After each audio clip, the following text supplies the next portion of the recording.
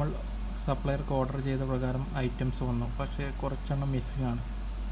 അപ്പോൾ വന്ന സാധനമൊക്കെ ഞാൻ യെല്ലോയിൽ ചെയ്തു, വരാത്തതൊക്കെ വൈറ്റാക്കി അവിടെ തന്നെ ഉണ്ട്.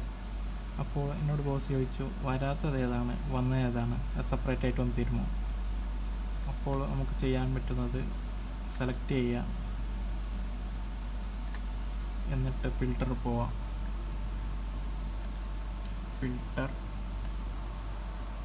എന്നിട്ട് അപ്പം എല്ലാത്തിനും ഫിൽറ്റർ വന്നിട്ടുണ്ട്. പ്രൊഡക്റ്റ് എക്സെപ്ഷൻ ഫിൽറ്റർ ചെയ്ത് കഴിഞ്ഞിട്ട്